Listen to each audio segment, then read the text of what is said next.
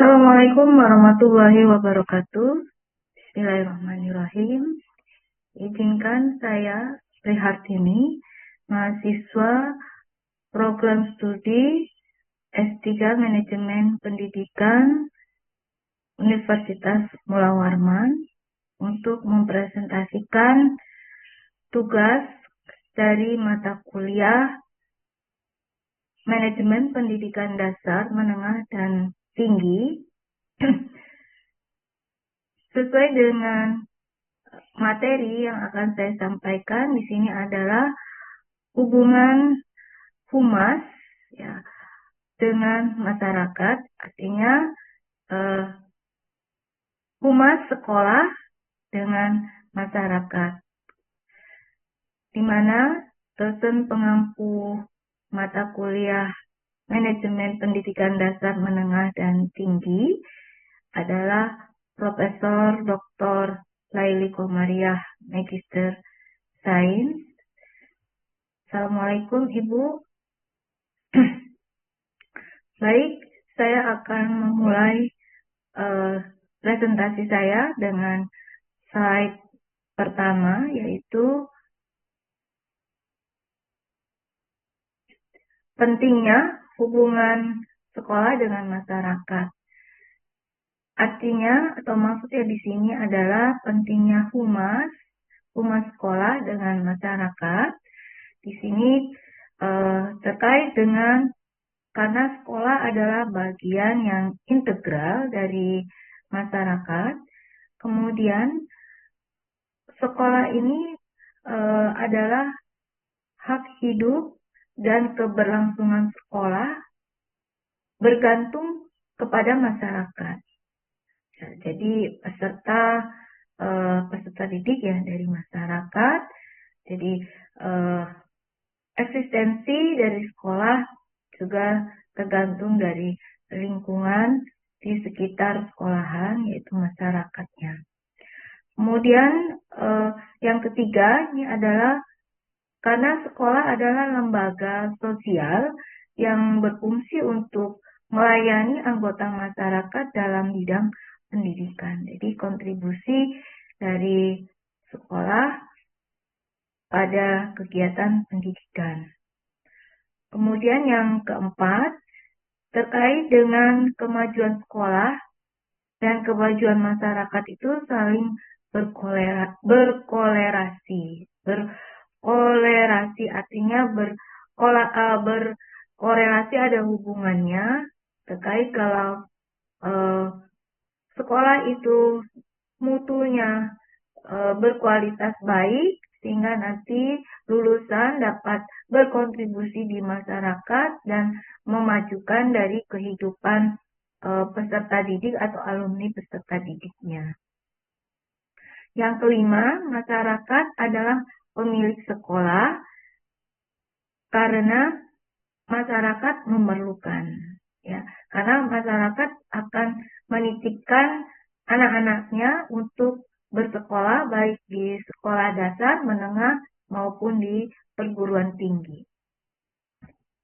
Adapun tujuan humas, tujuan sekolah dengan masyarakat di sini menurut Elsbri dalam Jufti tahun 2020 bahwa humas ini mempunyai tujuan sebagai satu, untuk meningkatkan pemahaman belajar dan pertumbuhan anak. Jadi ada informasi atau ada komunikasi yang disampaikan oleh humas kepada orang tua peserta didik. Ya.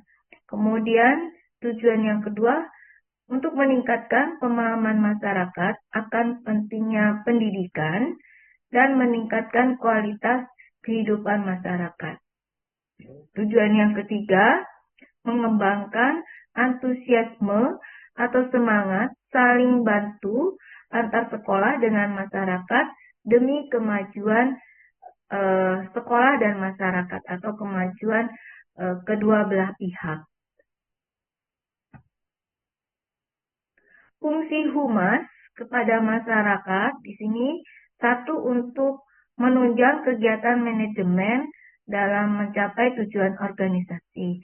Artinya humas akan mendukung pencapaian tujuan organisasi untuk berkolaborasi kepada masyarakat.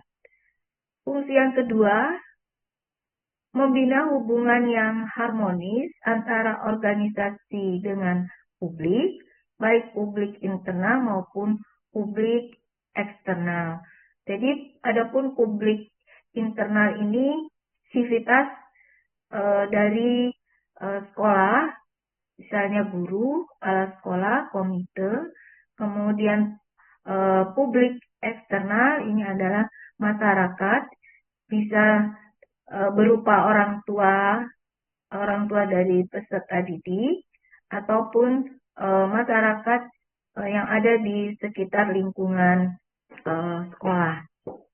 Fungsi yang ketiga, untuk menciptakan komunikasi dua arah atau timbal balik dengan menyebarkan informasi dari organisasi, menyampaikan informasi dari sekolah kepada publik dan menyalurkan opini publik kepada organisasi. Jadi timbal balik, humas memberikan informasi berupa mungkin kebijakan, regulasi kepada masyarakat, kemudian masyarakat juga bisa menyampaikan aspirasinya atau saran kritik kepada sekolah melalui humas. Adapun teknik humas dengan berinteraksi dengan masyarakat ini dapat dengan teknis tertulis, lisan, peragaan, ataupun dengan elektronik. Adapun untuk secara tertulis, ini bisa berupa catatan atau laporan, bisa laporan tentang perkembangan pembelajaran siswa atau peserta didik, dapat berupa raport atau laporan per semester ataupun per triwulan untuk bisa disampaikan kepada masyarakat atau orang tua peserta didik. Kemudian teknik yang kedua ini lisan, bisa kunjungan ke rumah atau panggilan orang tua. Nah, untuk lisan bisa untuk penyampaian progres perkembangan atau undangan. Undangan biasanya tertulis. Kalau lisan bisa dengan mungkin karena guru atau wali murid itu sudah ataupun bidang humas, guru menyampaikan kepada bidang humas untuk sebagai penyampai, pengirim pesan dari guru ke orang tua, misalnya adanya perlu perbaikan dari siswa didik, ya, peserta didik. Nah, ini bisa dilakukan dengan lisan, bisa melalui telepon ataupun berkunjung. Kemudian untuk teknik peragaan, ini dengan mengundang masyarakat, ya, mengundang masyarakat mungkin pada momen pameran atau show yang yang sekiranya ada berkaitan dengan program dalam pembelajaran ataupun pada momen perpisahan atau momen pendaftaran, ya, disampaikan kepada masyarakat keuntungan ataupun kompetensi-kompetensi yang ada di sekolah. Kemudian teknik elektronik ini bisa melalui media sosial, ya, media radio, media televisi atau media YouTube yang untuk sesuai dengan kemajuan teknologi saat ini. Ya.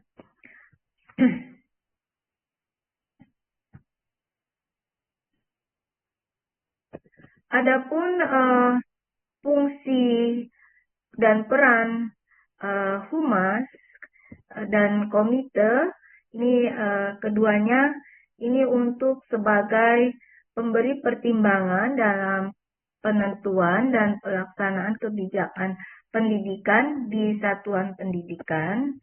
Kemudian yang kedua sebagai pendukung baik yang berwujud finansial, pemikiran maupun tenaga dalam penyelenggaraan pendidikan di satuan pendidikan. Yang ketiga, sebagai pengontrol dalam rangka transparansi dan akuntabilitas penyelenggaraan dan keluaran pendidikan di satuan pendidikan. Yang keempat, sebagai mediator antara pemerintah dan dengan masyarakat di satuan pendidikan. Jadi humas dan komite sekolah sebagai fasilitator untuk menyampaikan adanya kebijakan atau regulasi atau program-program yang akan dilaksanakan dalam upaya pengembangan mutu pendidikan, baik itu pembelajaran kulikuler maupun ekstrakurikuler.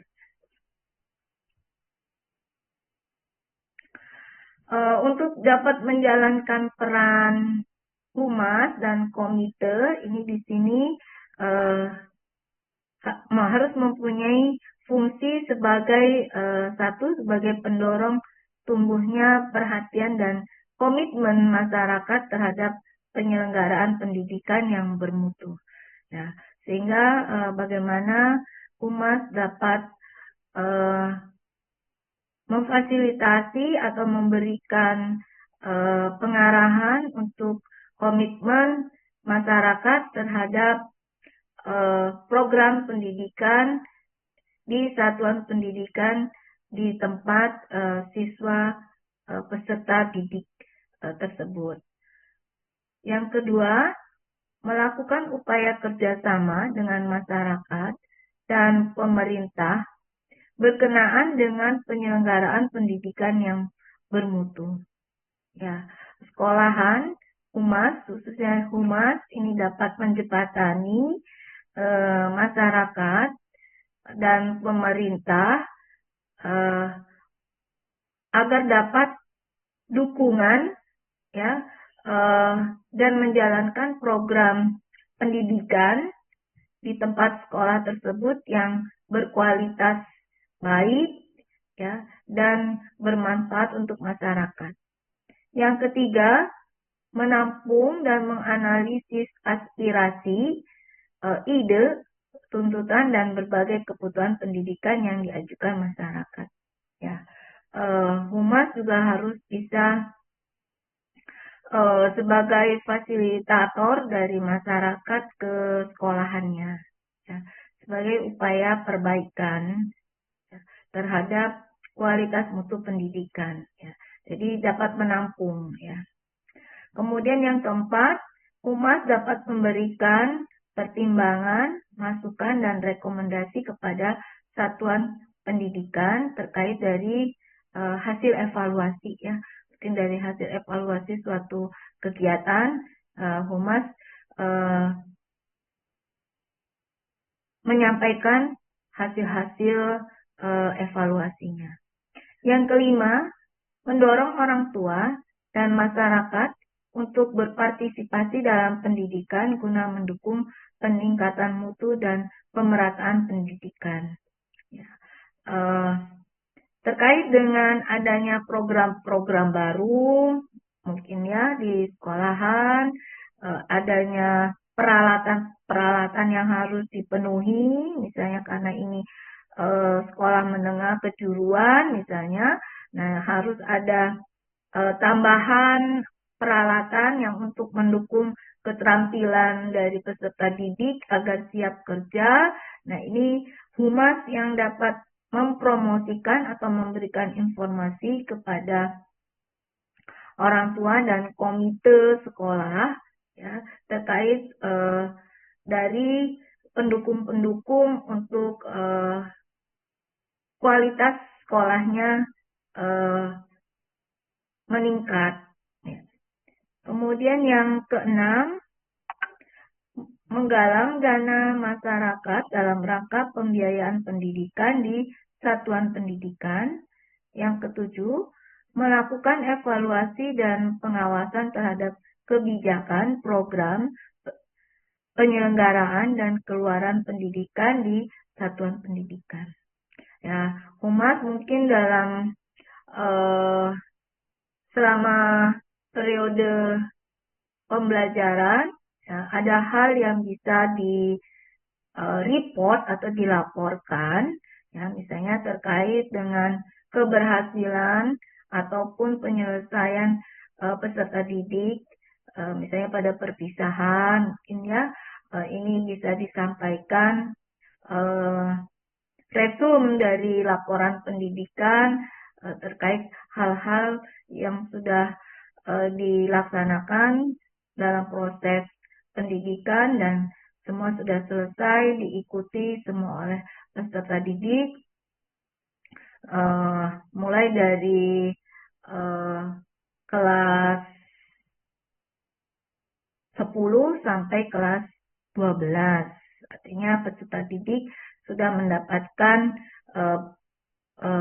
program-program pembelajaran yang sesuai dengan kurikulum sampai dari sekolah sampai dari kelas 10 sampai kelas 12 sudah tuntas didapatkan oleh peserta didik.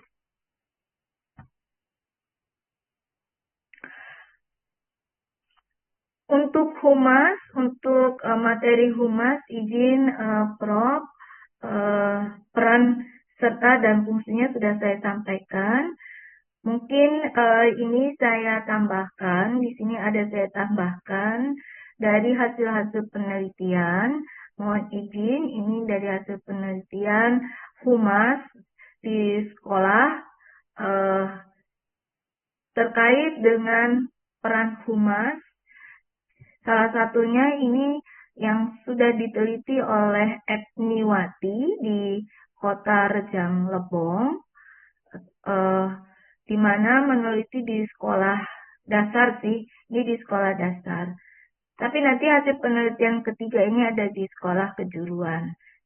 Jadi sesuai dengan temanya, manajemen pendidikan tingkat dasar, menengah, dan tinggi. Nah, dari hasil penelitian ini didapatkan peran humas untuk di dalam satuan pendidikan atau di sekolah tersebut. Ini dia peneliti sudah menganalisa bahwa humas dalam suatu program untuk suatu program daripada di sekolah ini melakukan suatu perencanaan. Jadi bersama-sama dengan kepala sekolah, guru, komite, dan masyarakat, ya misalnya ini untuk tahun ajaran baru, ya untuk tahun ajaran baru mereka merencanakan persiapan tahun ajaran baru sehingga melakukan pertemuan bersama wali murid ya ataupun orang tua siswa ya terkait dengan hasil pelaporan pembelajaran maupun untuk program ataupun untuk kegiatan pembelajaran pada kelas berikutnya sesuai dengan kurikulum ya ataupun di sini selain tahun ajaran baru juga pada momen-momen kegiatan hari besar agama, kemudian ada kegiatan pramuka, ini juga humas yang menyampaikan kepada masyarakat dan kemudian melakukan sebuah pertemuan Ya, ini melakukan sebuah pertemuan dengan tatap muka, ya, dengan tatap muka mengundang, ya, kemudian di dalam tatap muka ini juga tidak hanya mendiskusikan dari program-program kerja yang ada atau program pendidikan yang ada di sekolahan, tetapi juga di sini Humas menampilkan dari hasil kreasi siswanya, ya, berupa kesenian, ya, dari keterampilan ataupun bakat siswanya yang sudah dilatih mungkin dari sekolahan terkait perencanaan atau planning Humas yang sebelumnya. Jadi sambil berdiskusi dengan topik yang baru, di sini juga Humas menampilkan dari hasil-hasil kreativitas ataupun bakat siswanya.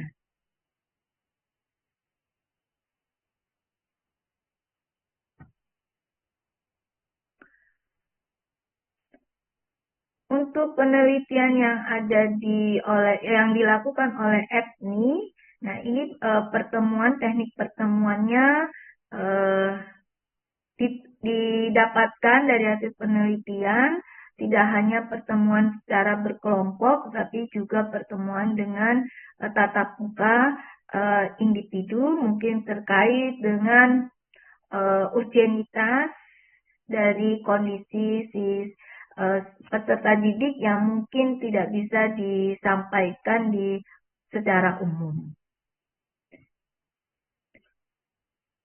Kemudian Humas juga melakukan evaluasi dari setiap hasil kegiatannya. Pentingnya evaluasi ini terkait untuk adanya perubahan atau perbaikan yang diperlukan pada kegiatan-kegiatan yang akan datang.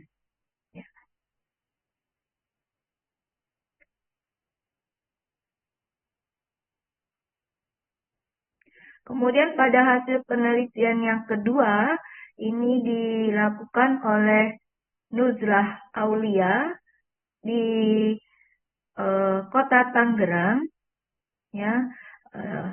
Jadi Humas juga akan membuat suatu perencanaan terhadap event-event atau kegiatan yang akan dilaksanakan pada sekolahan, baik itu misalnya event memperingati Hari Besar Nasional, hari memperingati atau acara keagamaan, ya, ataupun untuk sarana dan sapras pada sekolahan apabila diperlukan suatu perbaikan ataupun penyediaan sarana dan sapras. Jadi Humas melakukan perencanaan. Setelah perencanaan, Humas oleh peneliti yang kedua di sini melakukan pembagian tugas. Jadi tugas yang dibutuhkan pada kegiatan atau proker-proker. Nah, ini Humas membagi sesuai dengan kapasitasnya. Jadi ada pembagian tugas yang untuk sekolahan yang akan dilimpahkan kepada kepala sekolah, misalnya kepada guru, pada komite. Kemudian Humas juga akan membagi tugas untuk masyarakat, yaitu orang tua siswa.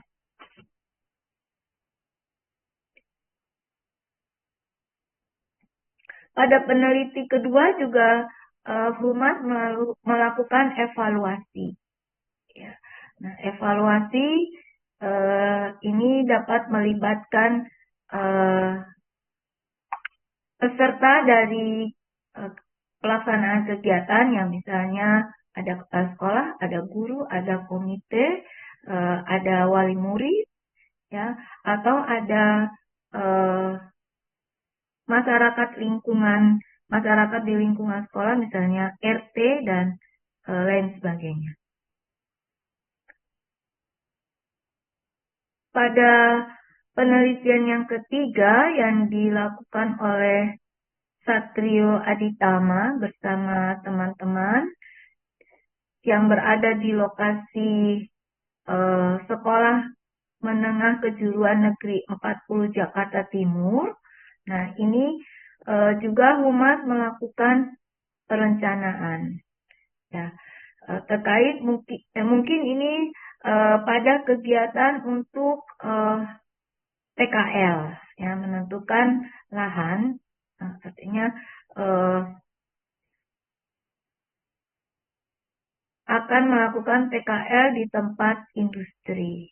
Nah, di sini melakukan tahapan perencanaan, mungkin rapat sudah dilakukan secara intern di satuan pendidikan di sekolah, baru kemudian berkoordinasi dengan dunia usaha, melakukan rapat koordinasi juga ataupun pertemuan terkait mungkin tujuan yang akan disampaikan, metode yang digunakan pada PKL, kemudian tim guru yang akan supervisi, kemudian teknik penilaian yang akan dilakukan oleh supervisor atau tutorial yang ada di lahan, atau instruktur yang ada di lahan untuk memberikan cara penilaian, atau juga mengkoordinasikan atau mendiskusikan biaya atau kontribusi dari tempat lahan. Nah, kemudian di sini juga melakukan pembagian tugas, ya, atau melakukan koordinasi, ya, melakukan koordinasi untuk pelaksanaan atau menetapkan dari pelaksanaan PKL-nya disepakati, ya, mungkin akan di semester genap atau akan di semester ganjil.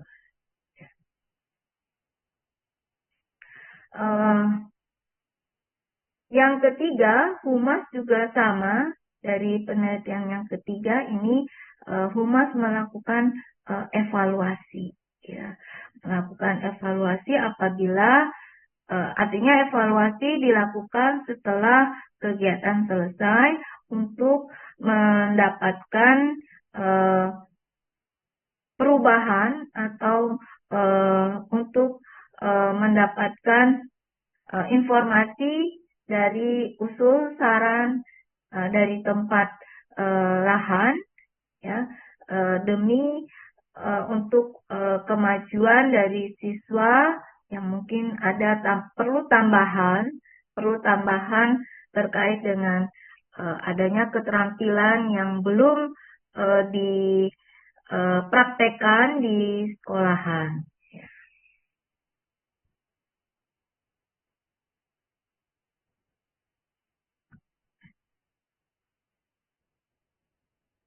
Ya, dari ketiga hasil penelitian ini,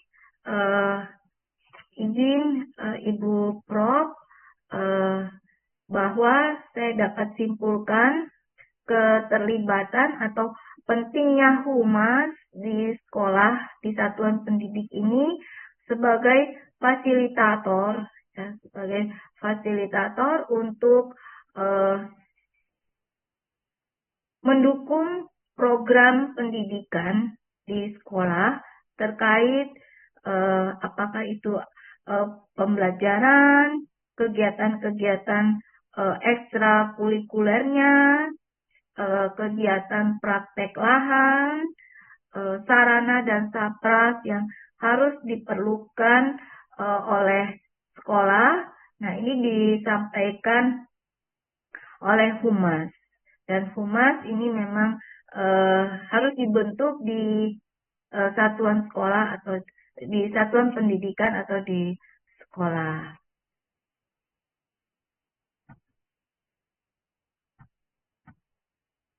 Izin Ibu Rob, materi dari saya sudah selesai saya presentasikan.